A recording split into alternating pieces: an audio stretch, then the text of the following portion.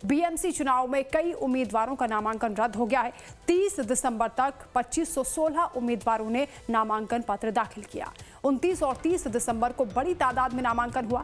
हड़बड़ी और अधूरे दस्तावेजों की वजह से कई नामांकन रद्द हो गए हैं। निर्दलीय उम्मीदवारों का नामांकन सबसे ज्यादा रद्द हुआ है।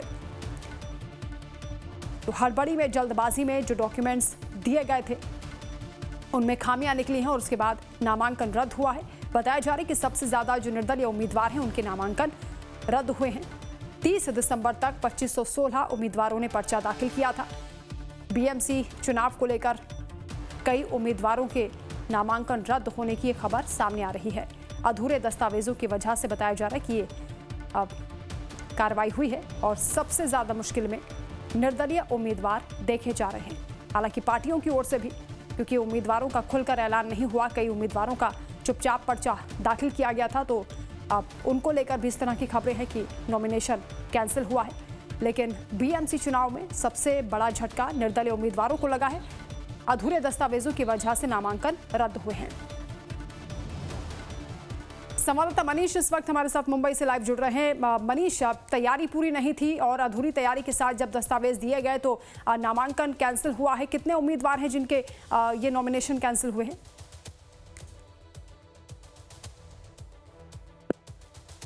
जी वंदना, देखिए ये कल से ही लगातार सुर्खियों में ये खबरें बनी हुई हैं, क्योंकि 30 तारीख को आखिरी था नामांकन जो भरने की तारीख थी, और उसके बाद देखा गया कि लगातार जो भगदड़ थी वो काफी ज्यादा मची हुई थी। हम खुद कई नॉमिनेशन सेंटर पर गए थे, नामांकन सेंटर पर, जहां पर तमाम जो कैंडिडेट है वो अपना नामांकन भर रहे थे।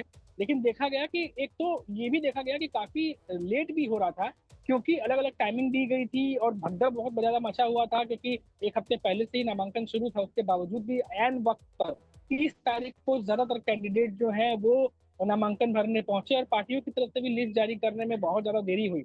इस वजह से कई सारी हो सकती है कि खामियां रह गई होंगी, जिसकी वजह से नामांकन रद्द हुए हैं। और कई बार जो है लोगों को ज्यादातर करके बताया जा रहा है कि इंडिपेंडेंट है जिनकी जो नामांकन है वो रद्द हुआ है। अब हालांकि अभी एग्जैक्ट आंकड़ा जो है वो नहीं आया, क्योंकि बहुत सारे आंकड़े आ रहे हैं सामने, लेकिन एग्जैक्ट आंकड़ा नहीं आया है क्योंकि कितने सारे लोगों का नॉमिनेशन है। लेकिन बताया जा रहा है कि ये कम से कम जो है वो कुछ 500 से 600 से ज्यादा हो सकते हैं। तो ऐसी भी बातें आ रही हैं। अब इसमें देखने वाली बात होगी कि ये इंडिपेंडेंट जो नामांकन जो रद्द हुए हैं उनमें असल वजह क्या रही, क्योंकि अभी तक टेक्निकल खामियों को लेकर के और जो प्रोसेस होता है उसमें जो चीजें बराबर नहीं थी, ये कह करके तमाम नामांकन को रद्द किया गया है।